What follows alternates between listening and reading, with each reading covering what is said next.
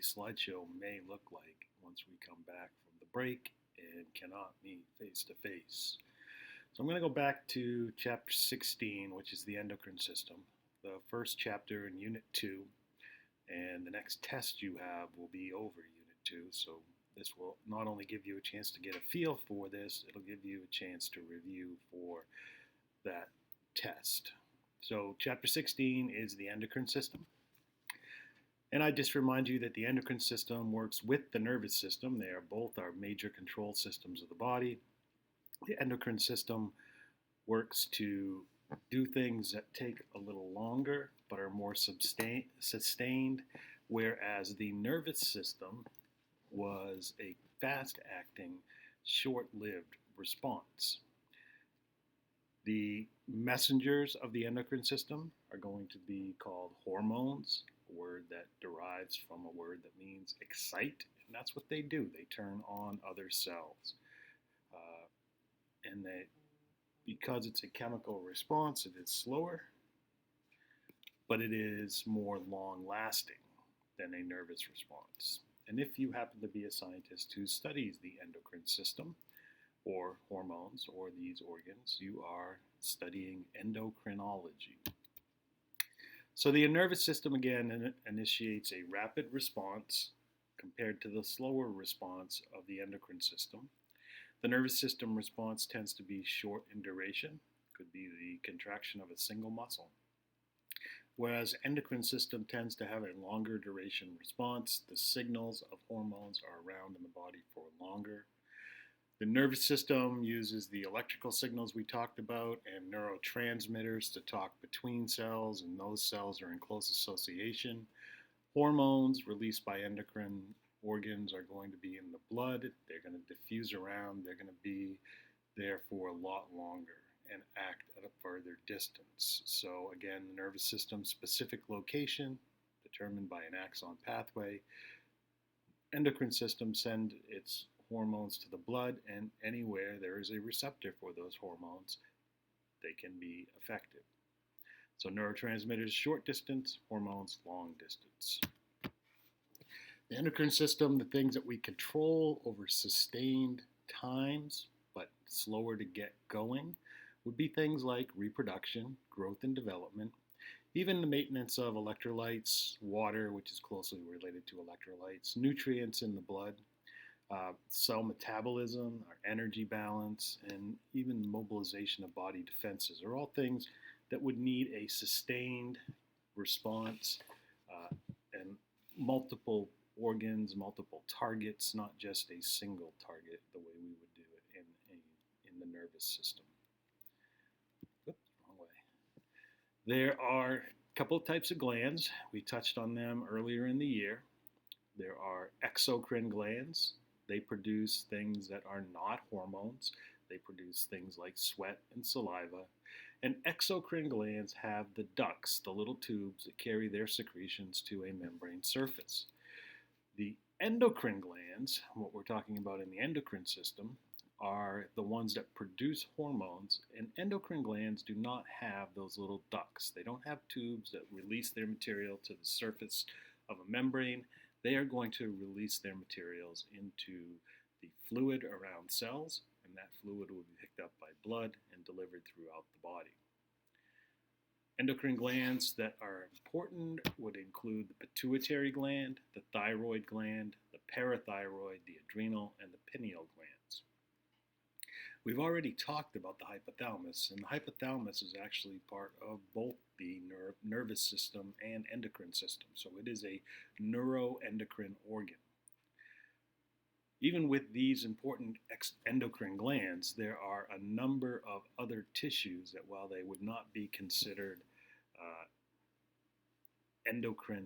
sole endocrine glands, they do have endocrine function as well as exocrine function. The pancreas, gonads, and the placenta would be examples of those. There are also hormones or hormone-like substances produced by many tissues and organs that are parts of other systems. Adipose cells produce several hormones, one of them being leptin. The thymus, very important in development of the lymphoid system. produces the hormone thymosin. There are cells in the small intestines, the stomach, the kidney, and the heart that all produce hormones. So pineal gland in the head, hypothalamus, pituitary, thyroid in the neck, parathyroid, part of the thyroid, thymus just above the heart, adrenal glands above the kidneys, pancreas part of endocrine and exocrine, the gonads, and that would be either male or female. So the chemical messengers of the endocrine system include hormones, which are what we mostly are talking about. They are long-distance chemical signals. They work wherever there's a receptor for them. They travel in blood or lymph. There are other things that are like hormones, including autocrines, and autocrines are chemicals that have an effect on the cell that secretes them, hence auto. Paracrines don't act at long distances the way hormones do, but they have a similar effect. They are locally acting chemicals around the cells that secrete them. So autocrines and paracrines are local chemical messengers and not really part of the endocrine system, although they do things that are very similar to hormones. But we'll talk about those in the individual systems that we meet them. The two main classes of hormones are amino acid-based hormones, which are protein-based hormones. They're either derivatives of a single amino acid, several amino acids joined together to give us peptides, or longer chains, which we would call proteins. The other type of hormone are steroid hormones, which are all derived from cholesterol, and these would include the gonadal and the adrenal corticotropic hormones. Some people do consider eicosanoids a endocrine or hormone-based molecule, but our book is going to classify it as a paracrine, and we'll see eicosanoids when we talk about the immune system. Hormones circulate systemically, but they can only affect cells that have receptors for the hormone. So cells that have a receptor for a hormone are referred to as target cells. Those are tissues or cells with receptors for the specific hormone. Hormones, when they bind those receptors, will change the cell activity. They can work on their target cells to change the permeability of the plasma membrane. They can change membrane potential. Many of them will cause the synthesis of proteins, including enzymes that will carry out chemical reactions for us. Some of them will maybe not cause the synthesis of them, but they will turn them on and turn off different enzymes, in particular kinases. They may induce cells to secrete something, and many hormones stimulate mitosis, which is why they are part of growth responses. They can act in one of two ways depending on the nature of the hormone, whether it's water soluble or lipid soluble, which really means whether it's protein based or cholesterol based, except for one exception, and the location of the receptor. So water soluble hormones, which are all the protein based hormones except the ones that come from the thyroid, have plasma membrane receptors. They can't get across the membrane on their own. The membrane is a lipid-based structure. And most of them act through G protein second messengers, which we'll look more closely in the next set of slides. They don't get into the cell.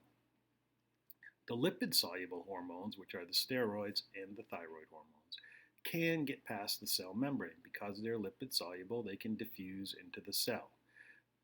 Inside the cell, there will be receptors if the cell is sensitive to that particular hormone. And those receptors are usually receptors that, when they are activated, go into the nucleus and turn on or turn off genes, causing transcription and translation.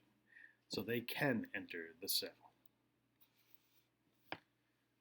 All right, we'll stop there and talk about the second messenger systems in the next set of slides. Thank you.